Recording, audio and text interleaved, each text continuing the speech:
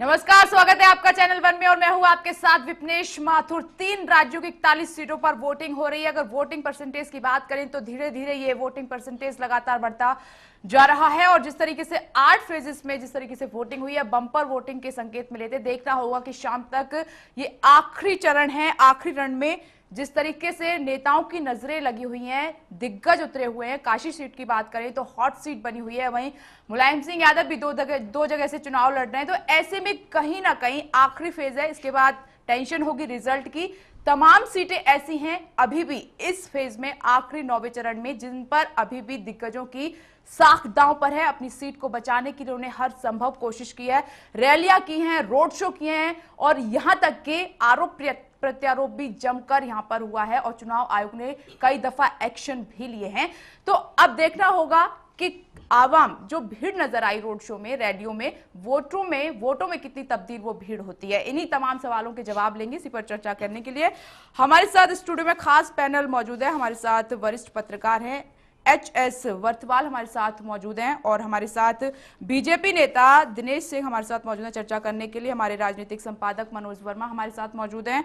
हमारे साथ हमारे वरिष्ठ सहयोगी यूसुफ अंसारी हमारे साथ मौजूद हैं चर्चा करने के लिए। आप सभी का बहुत बहुत स्वागत इस खास चर्चा में। सबसे पहला सवाल मेरा बीजेपी नेता दिनेश सिंह जी से। दिनेश जी, ये आखिरी चरण की वोटिंग हो रही है और जिस तरीके से आपने देखा हर फेज में बंपर वोटिंग हुई। अगर काशी सीट की मैं बात करूं उत्तर प्रदेश में, तो कहीं ना कहीं साख दांव पर है। बचा पाएंगे क्या आप सीट, क्योंकि वहां पर त्रिकोणीय मुकाबला पहले माना जा रहा था, लेकिन लास्ट में आपने देखा कि समाजवादी पार्टी ने जो रोड शो किया वो भी देखने लायक था। विपनेश जी, कहीं से भी कोई चुनौती बनारस में नहीं है। जिसके नाम की लहर पूरे देश में चल रही हो और जब वो अपने क्षेत्र में आता है तो लहर निश्चित तौर में सुनामी में तब्दील हो चुकी है। वहां बाकी लोग आज जमानत अपनी बचाने के लिए लड़ रहे हैं। जिसकी बात कर रही थी कि ये लोग जो है, अभी तक जनता बात कर रही थी, सारी मीडिया जगत बात कर रही थी, ये लड़ाई में है, वो लड़ाई में है। आज देखिए सुबह से अजय राज जी की ये स्थिति हो गई कि उनको सिंबल लगा के आना पड़ा जी।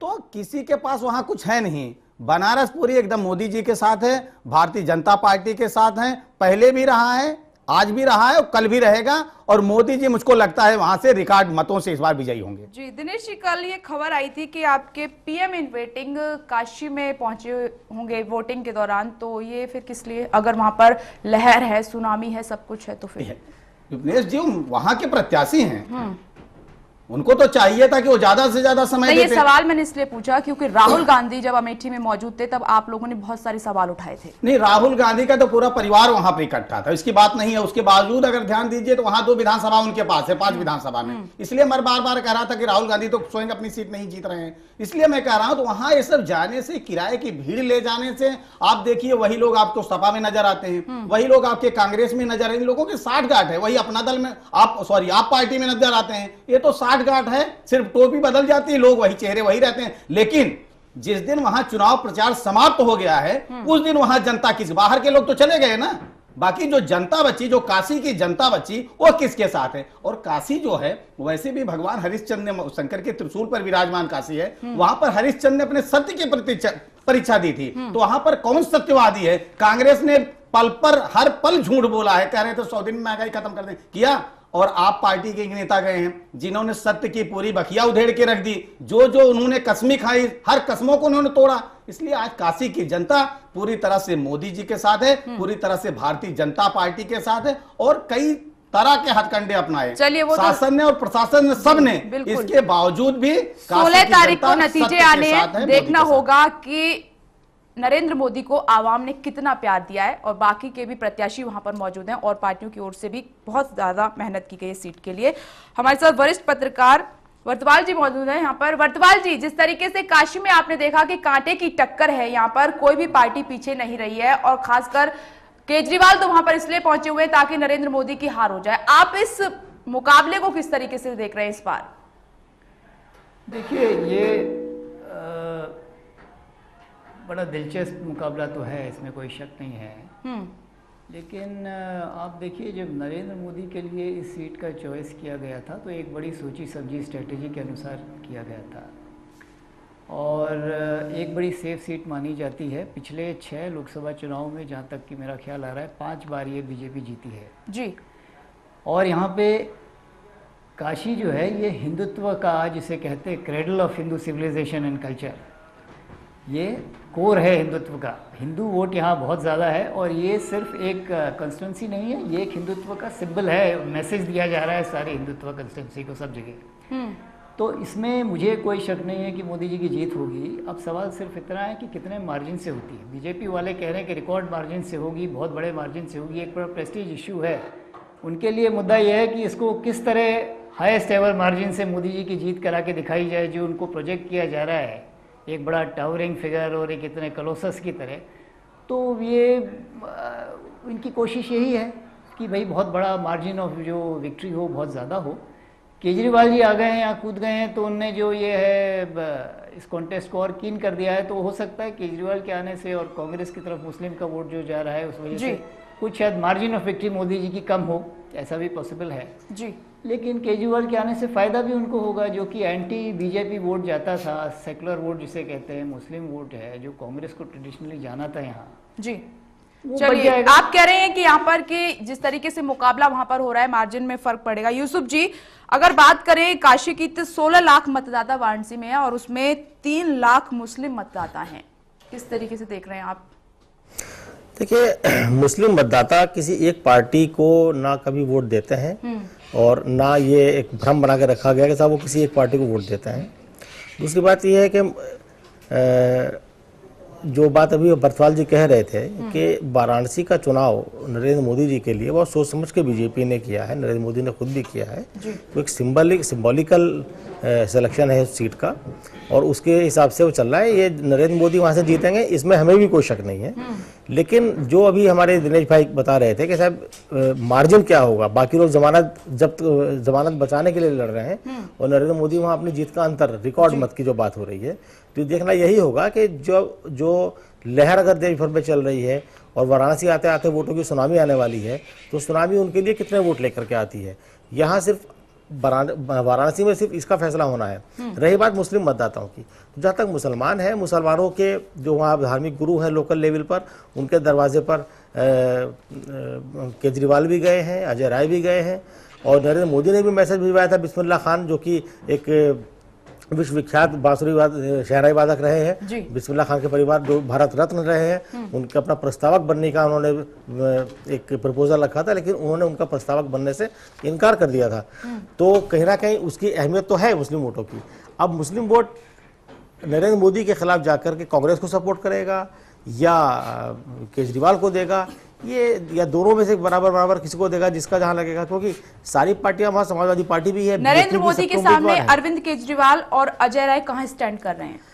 देखिए, कौन कहां स्टैंड कर रहा है ये तो चुनावी नतीजे बताएंगे, लेकिन ये बात कह सकते हैं कि दोनों ने चुनाव अच्छा लड़ा है। अरविंद केजरीवाल ने भी चुनाव बहुत अच्छा लड़ा है, अपनी ताकत वहां जाकर दिखाई है, एक नए होने के नाते, एक नई पार्टी के नेता होने के नाते, और कम उम्र नरेंद्र मोदी के मुकाबले काफ़ी कम उम्र है, नौजवान नेता हैं, तो उसके मुकाबले अगर देखा जाए तो अपनी पैठ बनाने की वहाँ ज़रूर कोशिश की है।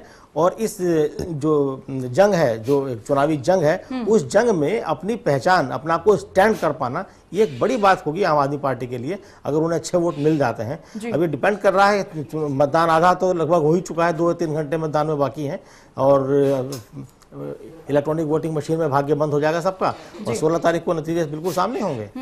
यूसुफ जी, कई सवाल बरकरार हैं। जिस तरीके से आपने देखा कि नरेंद्र मोदी को अनुमति नहीं मिल पाई थी और उनको जिस तरीके से रोड शो करना था, रैलियां करनी थी, लास्ट मोमेंट में ये बहुत ज्यादा इंपॉर्टेंट हो जाता है, वो बीजेपी नहीं कर पाई। कांग्रेस ने बाकायदा किया, समाजवादी पार्टी ने अपना रोड शो बहुत अच्छा किया। वो तस्वीरें एक अलग माहौल था जिस तरीके से हमने नरेंद्र मोदी के रोड शो में देखा था। और एक बात आपने बीच में कही, शहनाई वादक बिस्मिल्लाह खान के परिवार को शामिल करना चाहते थे प्रस्तावक के तौर पर, लेकिन नहीं हुए। लेकिन एंड में आपने देखा कि राहुल गांधी को कहीं ना कहीं उनका प्यार मिलता नजर आया। तो क्या ये सब इफेक्ट करेगा? देखिए, इफेक्ट तो चुनाव में कौन सी चीज इफेक्ट करेगी कौन सी नहीं करेगी कुछ नहीं कहा जा सकता, लेकिन हर चीज का अपना एक महत्व होता है। जो आपने जिक्र किया, जो प्रशासन के साथ बीजेपी का जो टसल रहा, उसमें कहीं ना कहीं चुनाव आयोग खुद भी नाराजगी जता चुका था लोकल एडमिनिस्ट्रेशन को लेकर के। और एक कल जो ड्रामा हुआ वहाँ पर, बीजेपी के दफ्तर में जाके छापामारी हुई, प्रचार सामग्री जब्त की गई, बाद में आदेश हुआ कि नहीं वो वापस दे दी जाएगी। तो मुझे लगता है कि ये कहीं ना कहीं अविश्वास की कमी थी प्रशासन और राजनीतिक दलों के बीच, और कहीं ना कहीं कुछ ना कुछ दाल में काला जरूर है कि क्यों आखिर इस तरह से आप किसी प्रचार खत्म होने के बाद किसी भी पार्टी के दफ्तर में जाइए तो जो बची हुई सामग्री होती है वो स्वाभाविक रूप से वहां रखी हुई है। अगर आप उसे बांटेंगे तब वो अपराध होगा, अगर बांट नहीं रहे हैं तो अपराध नहीं होगा। आप अमेठी में चले जाइए, राहुल गांधी के दफ्तर में जाके देखिए, वहां आपको हजारों लाखों की तादाद में झंडे और पोस्टर और बैनर और जो हैंडबिल्स होते हैं वो मिल जाएंगे। किसी भी कार्यकर्ता की चले जाइए, आप निर्दलीय उम्मीदवार के यहाँ चले जाइए, वहां भी आपको मिल जाएंगे। तो मुझे नहीं लगता कि ये कोई बेहतर कदम था प्रशासन के हिसाब से। चलिए हमारे साथ इस चर्चा में हमारे एग्जीक्यूटिव एडिटर कुमार राकेश जी भी शामिल होंगे। आपका स्वागत है यहाँ पर। राकेश जी, ये जो काशी में कुश्ती हो रही है और जिस तरीके से हॉट सीट है, सभी की निगाहें इस पर लगी हुई हैं, आप किस तरीके से आंक रहे हैं? क्या जिस तरीके की लड़ाई चल रही है उससे किसी का फायदा होगा? क्योंकि इस बार देखा जाए तो मुद्दों पे बात कम हुई है, नरेंद्र मोदी छाए रहे हैं, बयानबाजियां छाई रही पूरे चुनाव में। नहीं, विपनेश साहब ने जो बताया कि कौन किस पे हावी रहेगा, यहाँ सवाल हावी होने का नहीं है, वोट का है। आज वोट का दिन है। काशी के किंग की बात कहें, काशी के नरेश की बात कहें इन्वर्टेड कोमा में, या काशी पे कब्जा किसका होगा, शब्दों की जो भी पर्यायवाची आप करें, लेकिन जो वोट है मतदान के बाद, असली तो आज मतदान की जो प्रक्रिया है उससे 16 मई को ये चीजें साबित होगी, सामने में आएंगी कि कौन किस पे काबिज हुआ। पहली बात। दूसरी बात, जो जिस तरह से काशी की कुश्ती की बात कर रहे हैं, तो मुझे लगता है ऐसा कि अभी जो पूरा जो एक परिदृश्य उभरा है उसमें नरेंद्र मोदी आगे हैं, उसके बाद कांग्रेस है, समाजवादी पार्टी के उम्मीदवार भी हैं और अन्य उम्मीदवार, आपके भी उम्मीदवार हैं अरविंद केजरीवाल। लेकिन जो सिनेरियो लग रहा है, जो परिदृश्य लग रहा है, जो वोट के समीकरण की बात है, उस समीकरण में मुझे ऐसा लग रहा है कि हर तरह से नरेंद्र मोदी आगे चल रहे हैं और उनका प्रचार भी उस तरह से रहा है। हालांकि कांग्रेस भी प्रचार में कम नहीं है, सपा के भी उम्मीदवार हैं चौरसिया जी, वो भी अपने कम में नहीं है। लेकिन कुल मिलाकर के जो अभी परिदृश्य रहा है, आप देखें कि जब नॉमिनेशन की बात आई तब नरेंद्र मोदी का, राहुल जी का रोड शो हुआ, अखिलेश यादव का रोड शो हुआ, सब रोड शो में कहीं न कहीं एक कंपैरेटिव तुलनात्मक ये दृश्य उत्पन्न करने की कोशिश की गई। जी मनोज जी, जिस तरीके से ये दिलचस्प लड़ाई देखी है, यूपी की और भी सीटें हैं, लेकिन सबकी निगाहें काशी पर आकर टिक गई है। काशी को हर कोई जीतना चाहता है, हर पार्टी जीतना चाहती है, और जिस तरीके के हालात बने, जो तस्वीर उभर के आई इस बार काशी की, वो देखने लायक थी। इस तस्वीर में आप इन प्रत्याशियों को कहां पर देख रहे हैं? देखिए, निश्चित रूप से काशी का जो चुनाव है वो लंबे समय बाद इतना दिलचस्प काशी के लोगों को भी देखने को मिल रहा है और देश को भी देखने को मिल रहा है। जो काशी का रसूख कभी 60 के दशक में हुआ करता था, वो अब बहुत लंबे समय बाद अब देखने को मिला है। अब रही बात चुनाव परिणाम की, चुनाव परिणाम किसके पक्ष में रहेंगे, किसके नहीं रहेंगे, ये हम एक आकलन यहाँ बैठ के कर सकते हैं, लेकिन असल परिणाम हमको 16 मई को पता लगेगा। काशी में देखिए, चुनाव लड़ना है बीजेपी के प्रधानमंत्री पद के उम्मीदवार। जब प्रधानमंत्री पद का उम्मीदवार कोई और ऐसी पार्टी का जिसके बारे में सर्वेक्षण और सट्टा बाजार, या दूसरी हम कहें कथित रूप से ही कह दें, एक जो लहर है वो दिखा रही है कि वो पार्टी सरकार बना सकती है, सबसे बड़े दल के रूप में उभर सकती है, तो जब प्रधानमंत्री पद का उम्मीदवार ऐसी पार्टी को चुनाव लड़ता है तो निश्चित रूप से उसे एक फायदा रहता है। केजरीवाल जी वहां बहुत मेहनत से चुनाव लड़े हैं, मैंने स्वयं देखा, वो गांव-गांव जा रहे हैं, उनके समर्थक घर घर जा रहे हैं। लेकिन केजरीवाल जी एक, अगर मान लीजिए चुनाव जीतते भी हैं तो किसके लिए लड़ रहे हैं? सांसद बनने के लिए। अजय राय किसके लिए लड़ रहे हैं? सांसद बनने के लिए। तो एक जो साइकोलॉजिकल जो एक बढ़त होती है वो नरेंद्र मोदी नहीं, प्रधानमंत्री पद के उम्मीदवार हैं देश के, इसलिए एक बढ़त मुझे नरेंद्र मोदी के पक्ष में वहां दिखती है। दूसरी बात केजरीवाल जी की आई है। केजरीवाल जी ने जो वहां चुनाव लड़ने को चुना बनारस को, दिल्ली में उन्होंने शीला दीक्षित के खिलाफ चुनाव लड़ा और एक संदेश देने की कोशिश की कि दिल्ली में कांग्रेस का विकल्प, बीजेपी का विकल्प आम आदमी पार्टी है। इसी प्रकार वो नरेंद्र मोदी के खिलाफ वहां चुनाव लड़ने गए तो वो ये संदेश देने गए हैं कि केजरीवाल ही बीजेपी को चुनौती दे सकते हैं, कांग्रेस पार्टी नहीं दे सकती है। कांग्रेस को नुकसान पहले चरण में यह हुआ कि उसने अपना उम्मीदवार बहुत देर में तय किया। चलिए मनोज जी, मैं आपके पास दोबारा लौटूंगी। फिलहाल एक ब्रेक के लिए यहाँ पर रुकना होगा, ब्रेक का समय हो गया है। ब्रेक के बाद हम फौरन लौट रहे हैं, हमारी चर्चा जारी है।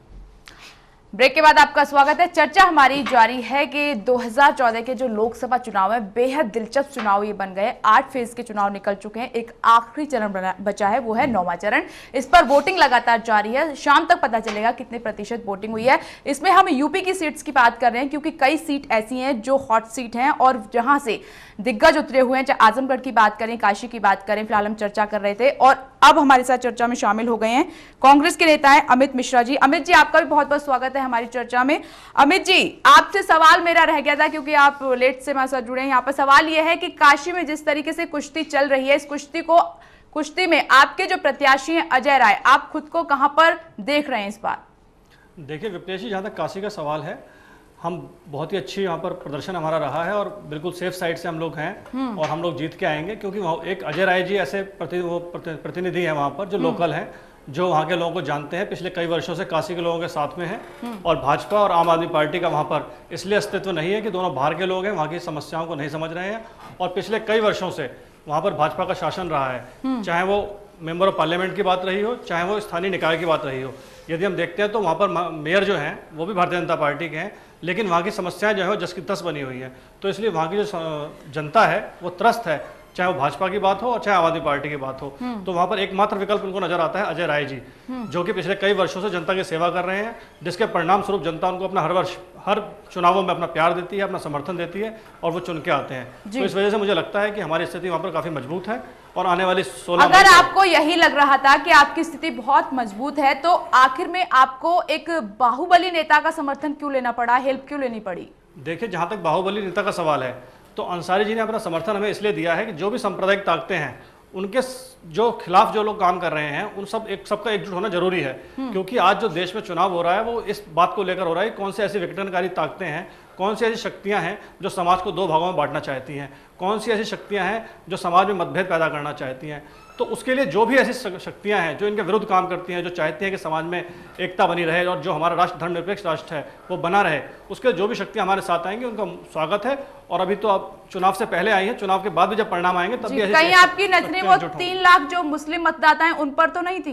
देखिए, बात मुस्लिम हिंदू ऊंच नीच की नहीं है, सभी मतदाता एक समान होते हैं। और रही बात कि चलो ये तो अच्छी बात है कि आप एक समान सबको मान रहे हैं। बिल्कुल, और कांग्रेस इसी की राजनीति करती आई है शुरू से। जी, यहाँ पर दिनेश जी सवाल मेरा यह है कि काशी की हमने बात की, यहाँ पर अभी रिजल्ट के बाद पता चलेगा कि जो भीड़ देखी गई थी रोड शो में, रैलियों में, वो वोटों में कितनी तब्दील होती है और कौन जीता है कौन हारता है, क्योंकि इस बार जो हमारी आवाम है, जो हमारे वोटर हैं, निर्णायक भूमिका में है। बहुत सोच समझकर वोटिंग इस बार हो रही है। बाकी सीट्स की अगर मैं बात करूं तो यहाँ पर एक डुमरियागंज सीट है जहाँ से कांग्रेस के नेता रहे और काफी बड़े नेता रहे जगदम्बिका पाल, और एक दिन के मुख्यमंत्री भी वो उत्तर प्रदेश के बने थे, इस बार आपकी पार्टी में शामिल हैं।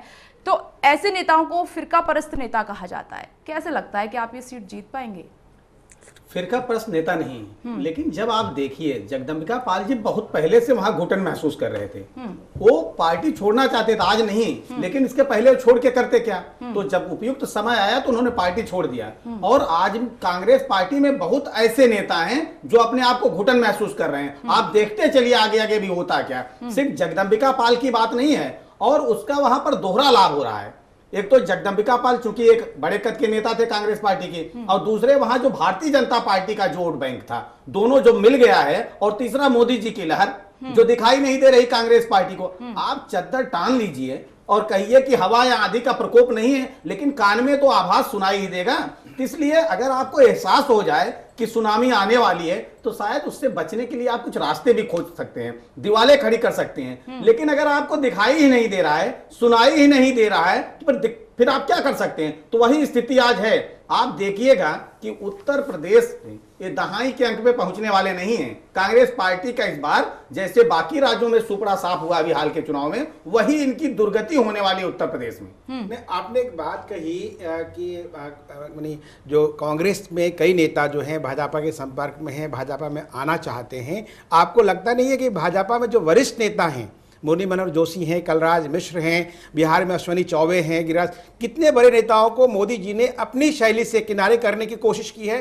कहीं कोई हारने की स्थिति है। अभी मुरली मनोहर जोशी संघ प्रमुख के पास जाकर रोना धोकर आए हैं, तो आप कैसे दावा कर सकते हैं कि कांग्रेस के लोग कुमार जी, जब आप लोग ऐसी टिप्पणी करते हैं, ऐसी बातें करते हैं, तो लगता है जब संघ प्रमुख साथ बैठे थे तो आप भी उसमें शामिल थे। मुझे बड़ी अजीब लगती है बात। वो किस लिए गए थे, क्या चर्चा गए थे? आज तक का इतिहास में डॉक्टर जोशी सबसे ज्यादा अच्छी सीट, अच्छे संख्या से मतों से वहां से जीतेंगे, इसको आप जान लीजिएगा। वो उनके किनारे किसी को नहीं किया गया। आज एक दूसरी चीज, हाँ। और जो कह रहे हैं बड़े नेताओं को आने की बात, जिस दिन मनमोहन सिंह के भाई भाजपा में शामिल हुए थे, देश के प्रधानमंत्री, उनकी क्या टिप्पणी आई थी? अगर गौर फरेक उन्होंने कहा, आपने एक बात हो जाए, पूरी हो जाए, उन्होंने सिर्फ कहा था कि हमारे भाई जो हैं वो अपना निर्णय लेने, अब अपना निर्णय खुद करते हैं, यही उन्होंने कहा था। वो किसी पार्टी में जा सकते हैं, अपना निर्णय खुद लेते हैं। क्योंकि मनमोहन सिंह अपना निर्णय खुद नहीं लेते हैं, इसलिए आज वो कांग्रेस में रह गए हैं और किनारे हैं। अगर अपना निर्णय आज खुद लेते और 10 जनपद से निर्णय ना होता तो शायद वो भी लाइन में लगे होते। नहीं, आपने एक बात कही कि जिस तरह से आप लोग रिपोर्ट करते हैं और देखते हैं कि आप लोग वहां बैठे थे, लेकिन उसको क्या कहेंगे जब मुरली मनोहर जोशी ऑन रिकॉर्ड बोलते हैं, स्टेटमेंट देते हैं, प्रेस वालों को बताते हैं कि ये स्थिति है, ऑन रिकॉर्ड बोलने के बाद, और कहते हैं ये छापिए, उसको आप क्या कहेंगे? ऑन रिकॉर्ड की बात कर सुन लीजिए आप कुमार साहब, जब तक किसी व्यक्ति को टिकट नहीं मिलता है, कोई भी व्यक्ति कहीं से भी अपनी दावेदारी कर सकता है, यही तो आंतरिक लोकतंत्र है। और सिर्फ भारतीय जनता पार्टी में, लेकिन जिस दिन उसको टिकट मिल जाता है उसके बाद उसकी कोई टिप्पणी आती हो, कहीं से मांग सकता। अब आप राजनाथ जी को कहिए उनको लखनऊ शिफ्ट कर गया, आप कह दीजिए मोदी जी को बनारस शिफ्ट कर दिया है, आप कहिए कलराज जी को देवरिया, मोदी जी को शिफ्ट नहीं किया गया, मोदी जी का चॉइस था, मोदी जी को कोई शिफ्ट नहीं कर सकता, अपनी स्थिति है। कुमार साहब, अपना अपना चश्मा हो सकता है, जिस ढंग का चश्मा होगा, जिस एंगल पे आप खड़े होंगे, एंगल आप विजन वही बनेगा ना। अगर आप ऊंचाई पे खड़े तो 90 डिग्री बनेगा, दूसरी ऊंचाई पे 60 डिग्री पे बनेगा। जसवंत सिंह के साथ क्या परेशानी थी? वो तो आपके वरिष्ठ नेता रहे हैं। बहुत अच्छा सवाल विपनेश जी। उन्होंने सीट मांगी थी, हमारे पार्टी के वरिष्ठतम नेता है, मैं आपकी बात से सहमत थे। और सुनिए, और पार्टी थी और पार्टी ने उनको सब कुछ दिया, बहुत प्यार से बाहर कर दिया। आप बात सुन लीजिए एक मिनट के लिए कुमार साहब, आप सुनिए तो धैर्य तो रखिए। पार्टी ने उनको क्या नहीं दिया? पार्टी ने उनको एमपी बनाया, 2 बार उनको कैबिनेट मिनिस्टर बनाया। पार्टी ने उनको सिर्फ, हमको लगता है, राष्ट्रपति नहीं बनाया, बाकी। और एक बार के लिए मान लीजिए, अगर एक बार के लिए पार्टी का निर्णय था कि आप चुनाव ना लड़िए, तो कौन सा वज्र उनके ऊपर टूट जा रहा था? ये कौन सी बात है? ये हमारे पार्टी का आंतरिक लोकतंत्र है। पार्टी किसे चुनाव लड़ाएगी, किसे चुनाव नहीं लड़ाएगी, ये हमारी केंद्रीय चुनाव समिति तय करती है। कोई परिवार दूसरी पार्टियों की तरफ कोई परिवार नहीं तय करता है। भारत की एकमात्र पार्टी है जहां पर आंतरिक लोकतंत्र है, बाकी तो सब लिमिटेड कंपनियां हैं कि कौन किसको टिकट देगा। आपने बहुत अच्छी बात कही कि आंतरिक लोकतंत्र है, तो ऐसी क्या मजबूरी आन पड़ी कि चुनाव की प्रक्रिया समाप्त होते, जो प्रचार प्रक्रिया है, राजनाथ सिंह समेत सभी लोग जाके संघ के दरबार में मत्था टेकने गए? बिल्कुल, हम भी संघ के स्वयं सेवक हैं, हमारा परिवार है, यही तो बात है ना। हम अपने परिवार को साथ लेकर चलते हैं। हमारा चुनाव संपन्न हुआ, हम उनको बताने गए, आखिरी चरण का चुनाव है कि हम यहाँ गए, मेरा ये अनुभव रहा, हम अपने परिवार से बांट रहे हैं। इसमें दिक्कत क्या हो रहा है? हमारा वैचारिक परिवार है। आपके घर में कोई खुशी आपको होती है कुमार साहब, तो आप भी अपने घर परिवार के साथ, नाते रिश्तेदार के साथ शेयर करते हैं। चलिए, इसका जवाब दुख होता है तो लोग शरीक होते हैं, दुख कम होता है। चलिए, आपके पास लौटेंगे दिनेश जी, लौटेंगे। वर्तवाल जी, आपने सुना दिनेश जी का। मेरा सवाल ये था कि जिस तरीके से जो फिरका परस्त नेता है, कांग्रेस के जो नेता हैं, बीजेपी ने उनको मौका दिया और जो उनके वरिष्ठ नेता थे उनको बाहर का रास्ता दिखाया, क्यों उनका सम्मान नहीं किया गया? अगर इतने साल उन्होंने पार्टी में दिए तो क्यों उनको टिकट नहीं दिया गया? बड़ा सवाल यही है कि बीजेपी दूसरों पर सवाल उठाती है लेकिन अपने गिरेबान में झांक कर क्यों नहीं देखती? देखिए, ऐसा है, अपने गिरेबान में झांकने की प्रथा तो आज किसी पार्टी में नहीं है, ये तो पुरानी बातें हो गई। गिरेबान में झांकने की बात आप कर रहे हैं। अब जो है विनेबिलिटी है मेन चीज़, ये बड़ा बिटरली फॉट इलेक्शन है। आप देख चुके हैं कि 10 साल से बीजेपी जो है वनवास में है और बड़ी मुश्किल से ऐसी सिचुएशन बनी है, ऐसी स्थिति पैदा हुई है कि बीजेपी को लग रहा है कि भाई अब हम पावर में वापस अटल जी की सरकार की तरह आने वाले हैं। और मोदी साहब बहुत महत्वाकांक्षी हैं। आप जानते हैं कि वो कहाँ, शायद ही कोई ऐसा चीफ मिनिस्टर होगा स्टेट का जो कि पीएम बनने के सपने देखता हो और उसके इतने करीब पहुँच जाए, तो वो किसी चीज़ में चांस नहीं लेंगे जी। हर एक सीट पे आपने देखा होगा कि हर एक सीट जो है अमित शाह ने जाके सर्वे किया है, वो रिपोर्ट आई है, सबसे विनेबल कौन कैंडिडेट है। ये प्योरली उसके हिसाब से किया गया है। इसमें किसी का बाप है, किसी का बेटा है, किसी की बहू है, किसी का कुछ है, वो वाला हिसाब की बात नहीं है। और एक चीज़ और है बीजेपी में, आप देखिए कि एक जनरेशनल चेंज हो रहा है। पुरानी जनरेशन जो है, जो बड़े सालों से यहाँ पर हावी थी, आडवाणी जी, अटल बिहारी जी की जनरेशन अब रिटायर हो रही है फाइनली, और एक सेकंड जनरेशन आ रही है। और ये धीरे धीरे, अगर आप खुद एक समय से नहीं रिटायर हो जाते तो आपको फोर्सफुली कर दिया जाता है, जो कि अब हो रहा है। और ये काम मुझे लगता है कि शायद बीजेपी में मोदी जी के अलावा और कोई कर भी नहीं सकता था, जिस स्मूथली उन्होंने आडवाणी जी को किनारे किया। नहीं, एक बात और कही जा रही है कि अगर नरेंद्र मोदी प्राइम मिनिस्टर बन गए तो जो बीजेपी पार्टी के भीतर जो वरिष्ठ नेता हैं, जिन्होंने इतने साल दिए हैं, उनको किनारे कर दिया जाएगा। ये विपक्षी पार्टियां सवाल उठा रही हैं। नहीं, अब किनारे कर दिया जाए, किनारे तो हो ही गए हैं धीरे धीरे, सबको पहले ही हो कर दिया गया है जी। नहीं, ये लेकिन सवाल दिनेश जी, ये मैं है आपके पास कि लौटूंगी, आपको पूरा मौका दिया जाएगा बोलने हाँ, का। उसमें ये है कि फिर भी उनका एक रोल, जैसे संघ ने आडवाणी जी को 2009 की हार जब हुई थी तो उसके बाद से ये प्रक्रिया शुरू हो गई थी जी। ये डिसाइड हो गया था संघ में कि अब ये जनरेशनल चेंज का टाइम आ गया है। और आडवाणी जी का आपने देखा कि धीरे धीरे इंपॉर्टेंस कम होता गया, लेकिन उनको ये कहा गया था कि अब आप एक भीष्म पितामह का रोल करिए, आप गाइड करिए, आप मेंटर बनिए, आप मोटिवेट इंस्पायर कीजिए और यंगर जनरेशन को आगे आने दीजिए। तो उस तरह का एक उनका रोल मुझे लगता है। और आप अगर देखेंगे नरेंद्र मोदी का करियर, तो आडवाणी जी उनके गुरु रहे हैं और मुरली मनोहर जोशी से बड़ा उनका क्लोज रहा है। बल्कि आप जब सीएम बने थे और स्वेरिंग इन हुई थी तो जोशी जी गए थे और उन्होंने गले लगा के चूमा भी था, उनको बेटा कहते हैं अपना। नहीं, आदर सम्मान बहुत किया जा रहा है, लेकिन नहीं देंगे तो टिकट नहीं देंगे। मैं आपके पास लौटूंगी। अमित जी, आपने दिनेश जी की बातें सुनी कि आपकी पार्टी के इतने बड़े नेता आखिर क्यों घुटन महसूस होने लगी है, क्यों ऐसा सिचुएशन आई कि उन्हें आपकी पार्टी छोड़नी पड़ी, आखिर क्यों? देखिए विप्लेश जी, कोई हमारे किसी भी नेता को ना कोई घुटन महसूस हुई ना कुछ हुई। जब भी इलेक्शन आते हैं तो कई तरह के प्रलोभन, लालच नेताओं को दिए जाते हैं। और जैसा कि मेरे साथी वरिष्ठ पत्रकार ने बताया कि नरेंद्र मोदी जी बहुत महत्वाकांक्षी व्यक्ति हैं जी। वो काफी समय से सपना देख रहे थे कि किसी ना किसी तरह मुझे प्रधानमंत्री पद तक पहुंचना है। उसके लिए चाहे मुझे कुछ भी लगा, अपना चीज दांव पे लगानी पड़े, अपने कंप्रोमाइज करने पड़े, कोई दिक्कत नहीं है, सिर्फ मुझे प्रधानमंत्री पद तक पहुंचना है। उसके लिए उन्होंने साम दंड भेद सब कुछ लगाया, चाहे दूसरी पार्टी के नेताओं को तोड़ने की बात हो, चाहे जाति की बात हो, चाहे संप्रदाय की बात हो, चाहे धर्म की बात हो, चाहे व्यवसाय की बात हो, और चाहे विकास का मुद्दा उठाया। ऐसा कोई मुद्दा उन्होंने नहीं छोड़ा जिसको उन्होंने ना उठाया हो, चाहे उससे उनको कितना ही क्रिटिसाइज मिला हो, चाहे कुछ भी मिला हो, उन्होंने सब चीज़ इस बार चली।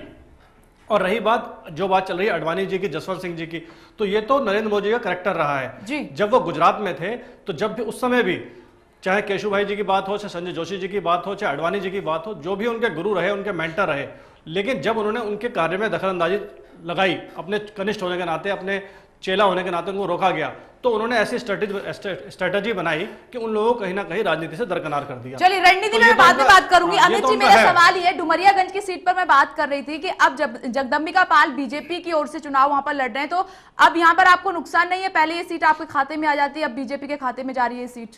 देखिए, जनता बड़ी समझदार है, जनता देख रही है कि किस नेता ने किस पार्टी के साथ क्या करा है।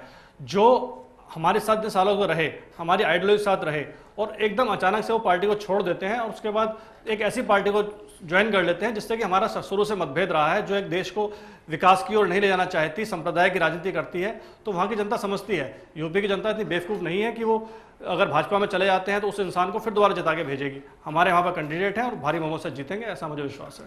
जी, यूसुफ जी आऊंगी, मैं दिनेश जी आपके पास आऊंगी। यूसुफ जी, आप बातें सुन रहे हैं, जिस तरीके से ये बड़े नेता इतने साल पार्टी को देते हैं, इतना कुछ करते हैं, और आखिरी मोमेंट में इस तरीके का माहौल बनना, ये कितना सही है? देखिए, दो पहलू हैं। एक पहलू जो अभी दिनेश भाई ने बताया अपनी पार्टी के बड़े नेताओं के बारे में, दूसरा पहलू जो अमित मिश्रा बयान कर रहे थे। दोनों चीज़ें कहीं समानता है, कहीं दोनों में विषमता है। जो दिनेश भाई की एक बात से मैं सहमत हूं कि भाई जो पार्टी की वजह से ही आदमी का कद होता है। बीजेपी में कई नेता ऐसे हैं जो जिन्होंने ये समझा कि शायद हमारी वजह से पार्टी का वजूद है, वो पार्टी से बाहर गए, उन्होंने अपनी पार्टी बनाई, मुंह की खाई, बाद में फिर लौट कर आना पड़ा। चाहे वो कल्याण सिंह हो, चाहे वो उमा भारती तो कई बार जा चुकी, कई बार आ चुकी हैं, चाहे येदियुरप्पा ने भी अपना देख लिया।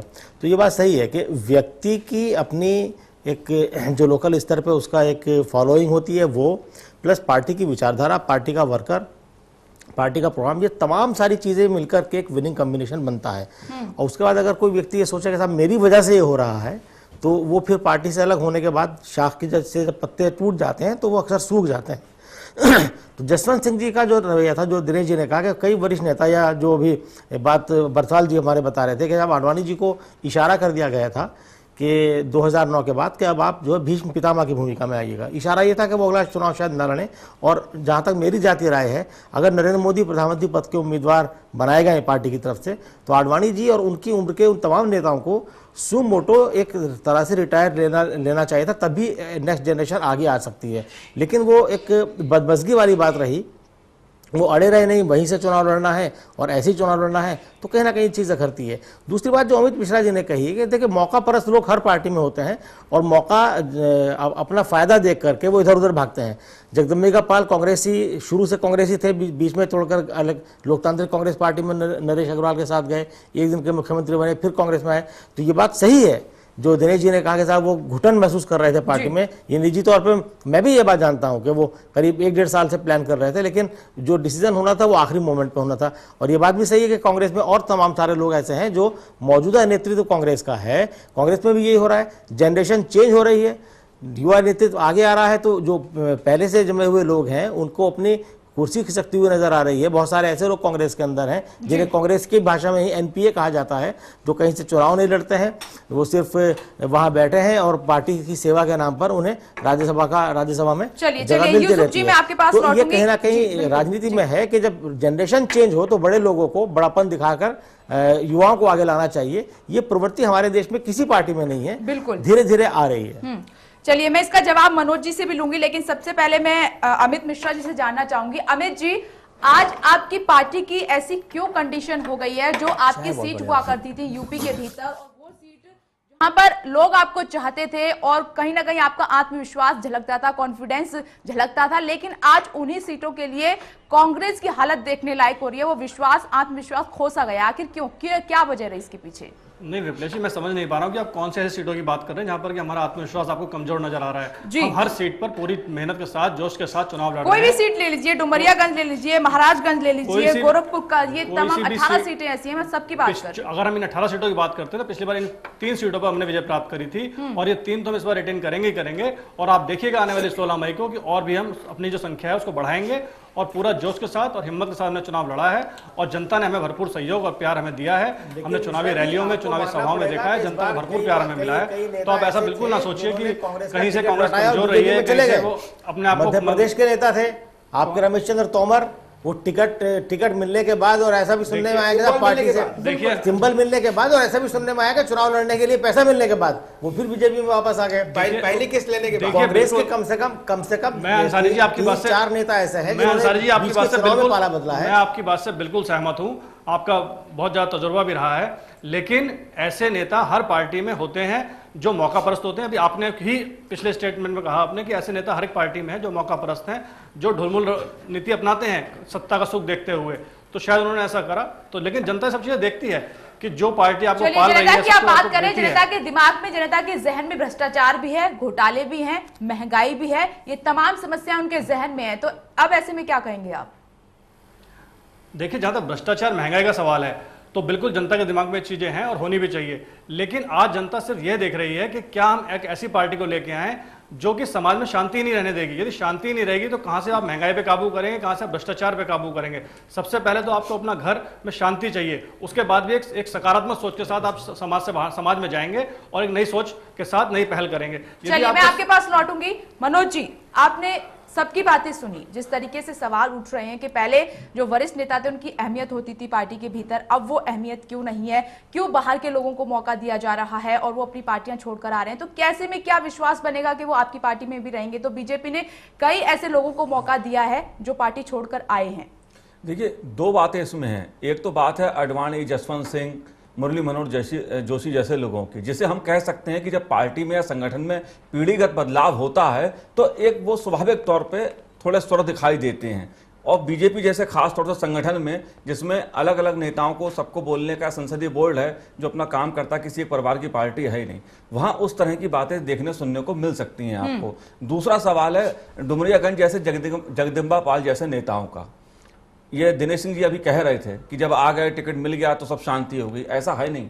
जब टिकट मिला था तो उसके बाद वह पुतले फूके थे जगदम्बा पाल के। सतपाल महाराज अभी आए हैं कांग्रेस छोड़कर, उनका भी विरोध हुआ है। तो बीजेपी में जो ट्रेडिशन ये पड़ा है कि बाहर से लेके आप उम्मीदवार लाइए और उसे उम्मीदवार बना दीजिए, और अपना जो असली कैडर है, जो जमीन पे काम करता है, जो जमीन पे संगठन को मजबूत करता है, उसकी उपेक्षा कीजिए। जगदम्बा पाल को टिकट देने के कारण क्या हुआ, वहां से जो बीजेपी की उम्मीदवार थी, जो दावेदार थी, वो पार्टी छोड़ के कांग्रेस की उम्मीदवार ऐसे कई सीटों पे हुआ, ऐसे कई सीटों हुआ है, बिहार में भी, उत्तर प्रदेश में भी, मध्य प्रदेश में भी, जहां की आपने उन लोगों को आपने मदद की। बिल्कुल सही कह रहे हैं राकेश जी, लेकिन जहां तक संगठन जैसे बीजेपी जैसे संगठन होते हैं, उनके लिए खतरे का संकेत होता है। जब आप कैडर का सम्मान नहीं करते हो और बाहरी, जिन्हें हम कहते हैं पैरासूट वाले नेता कहते हैं, तो ऐसे नुकसान उठाना पड़ता है, तो उसको नुकसान भी होता है। नहीं, देखिए कांग्रेस ने यही किया था। रमेश चंद्र तोमर को 2009 में वो बीजेपी में थे, बीजेपी से लगातार 3 बार एमपी रहे हैं, उनकी आइडियोलॉजी कांग्रेस से मेल नहीं खाती है, तो तमाम नेताओं ने उनका विरोध किया। स्थानीय एक नेता थे इम्तियाज खान, वो जो टिकट मांग रहे थे नोएडा से,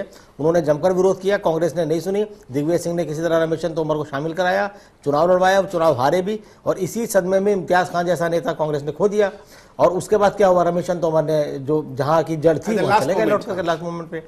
तो ये दोनों पार्टियों के लिए सबक है। भोपाल से उनको टिकट मिला, उसके बाद वो फिर ये सभी पार्टियों के लिए एक सबक है कि पार्टियों को ऐसे लोगों को दूसरों पर भरोसा करने के बजाय अपने जो कैडर के लोग हैं, अपने कार्यकर्ता हैं, उनको आगे बढ़ाना चाहिए। समस्या दोनों जगह है, लेकिन कांग्रेस में भी और बीजेपी में भी। एबिलिटी के नाम पे उदारवादी बनने के बजाय उदारवादी जो रवैया अपनाया जाता है दूसरा कैंडिडेट लेकर के, ये लगता है कि सिर्फ सत्ता इंपॉर्टेंट है पार्टियों के लिए, बाकी विचारधारा और कार्यक्रम। यूसुफ जी आप सही कह रहे हैं, सत्ता दोनों पार्टी के लिए, चाहे कांग्रेस हो या बीजेपी, दोनों के लिए इंपॉर्टेंट हो गया है। अजय जो रमाकांत यादव जो आज बीजेपी के उम्मीदवार हैं, वहाँ वो कभी समाजवादी पार्टी से रामकृपाल यादव, बिहार से रामकृपाल यादव एग्जाम्पल देखिए कि अब तक रहे, वो एमपी रहे, अचानक रमाकांत यादव को बीजेपी पानी पी कर कोसती थी। दिनेश जी आपसे सवाल है, आपसे सवाल है, इसी से जुड़ा हुआ है, आपसे बिल्कुल जानना चाहिए। दिनेश जी यहाँ पर बात कर रहे हैं सर, यहाँ पर आजमगढ़ की बात कर रहे हैं, और आजमगढ़ से आपको पता है कि कौन उतरा हुआ है, समाजवादी पार्टी के मुखिया हैं मुलायम सिंह यादव,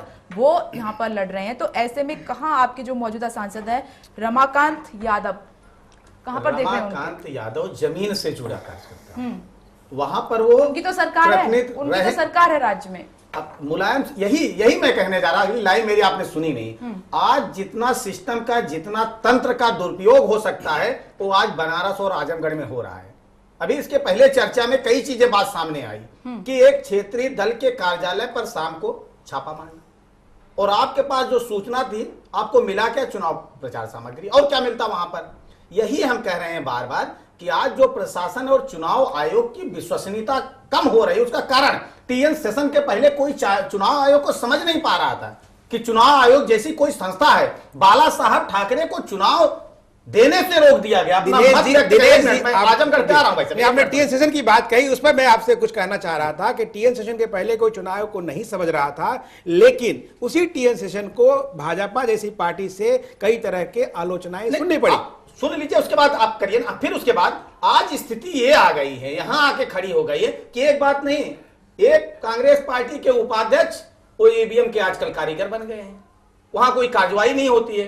दूसरी तरफ आपको परमिशन नहीं मिलता है, आप कहते हैं कि हम 4 परमिशन आप जानते हैं, एक बार हेलीकॉप्टर उतरने का, एक बार उड़ने का 2 परमिशन हो गया, और एक आरती में शामिल होने का 3 और 150 लोगों का 4। ये 4 परमिशन लेके आप चुनाव लड़ लेंगे। और मोदी जी वहां के प्रत्याशी हैं, उनको तो अगर हर घर जाके कन्विंसिंग करने के परमिशन मांगे तो उनको देना चाहिए प्रशासन को। और दूसरी चीज, आजमगढ़ की नेताजी की जो स्थिति वहां पर है, फेयर इलेक्शन अगर हो रहा है वहां पर हो जाए, अगर वहां पर अपने तंत्र का दुरुपयोग ना करें तो मुलायम सिंह यादव इस बार वहां से चलिए, ऐसा तो कई सीटों के बारे में कहा, जिनमें 2-3 सवाल खड़े हुए थे। नहीं दिनेश जी, आपकी बात को मैं जोड़ रहा हूं, आपकी बात को जोड़ रहा हूं। आपने आजमगढ़ पे सवाल उठाया कि वहां पे फेयर हो जाए, तो यदि उसी सवाल को, आपकी सवाल को बड़ोदरा के क्रम में लिया जाए, जहां की सरकार है, मोदी जी मुख्यमंत्री हैं, तो उस पर क्या बोलेंगे आप? यूसुफ जी, बनारस में इस तरह की कोई बता दीजिए, वहां पे गुजरात में कोई इस तरह की घटना आई हो। अगर घटना आई है, आज कांग्रेस का सिंबल लगा के, यूसुफ जी सिंबल लगा के बूथ के अंदर मतदान करने जा रहा है, और चुनाव आयोग FIR होगा, कार्रवाई क्या होगी? नंबर 1। दूसरी चीज, वो तो चलाने के लिए आपको जा रहा है। यूसुफ जी 2-3 सवाल खड़े हुए थे, कई कार्यकर्ताओं के बीच में आया था। एक सज्जन ने कहा कि बड़े नेताओं को आप दरकिनार कर रहे हैं। जितना मान सम्मान और संस्कार की बात होती है, सवाल हो गया, सवाल हो गया, मामूली बात नहीं होती है। आप कांग्रेस पार्टी में कोई आदमी है, ये अपने सीताराम के इनके राष्ट्रीय अध्यक्ष हुआ करते थे, वो सवाल हो चुका है, आप जो पूछा है उसका जवाब। और मनोज जी एक सवाल खड़ा किए थे कि विरोध होता है, कार्यकर्ता विरोध करते हैं, स्वाभाविक है। हम आपने कहा कि आप सिर्फ यूसुफ जी ने कहा कि सिर्फ सरकार बनाने के लिए काम करते हैं। अगर हम मेडिकल कॉलेज के स्टूडेंट है, यूसुफ जी क्षमा कीजिएगा, अगर मैं सारे लोगों की बात आप करें, अगर मैं मेडिकल कॉलेज का स्टूडेंट है तो हम डॉक्टर ही बनना चाहेंगे ना। अगर हम इंजीनियरिंग कॉलेज के स्टूडेंट है तो हम इंजीनियर ही बनना चाहेंगे। लेकिन मतलब ये है कि भारतीय जनता पार्टी सिर्फ सरकार बनाने के लिए नहीं राजनीति करती है, समाज बनाने के साथ सरकार बनाने की राजनीति करती है। सिर्फ सरकार बनाने की राजनीति करती है तो एक वोट से माननीय दिनेश जी ने सवाल आजमगढ़ पर इसलिए पूछा था क्योंकि जुगाड़ नहीं कर पाए, जुगाड़ नहीं कर पाए। अगर जुगाड़ नहीं कर पाए, जुगाड़ पे विश्वास नहीं कर पाए दिनेश जी, अगर जुगाड़ करना चाहे तो जुगाड़ नहीं कर पाए, एक वोट का जुगाड़ करना आज के तारीख में। दिनेश और जी, जिसकी आप बात जोर कर से रहे बोल के थे, आवाज नहीं दबा सकते। नहीं, आवाज कैसे दबा? सुन लीजिए मेरी बात, मैं गवाह हूं, सरकार गिरने का राकेश जी गवाह है। हम संसद में उस दिन थे और जिस तरह प्रबंधन कहीं कहीं चूक गया, उस प्रबंधन में चूक नहीं गया। ये जानकारी थी किस तरह से कहां से कुछ नहीं, कोई जानकारी कराया जा रहा, तो पूरी जानकारी थी। प्रमोद महाजन उस समय केंद्रीय संसदीय कार्य थे, इसलिए अगर भारतीय जनता पार्टी को होता एक वोट मैनेज करना होता तो कर लेती। लेकिन अभी ऐसे मैनेज में फेल हो गई।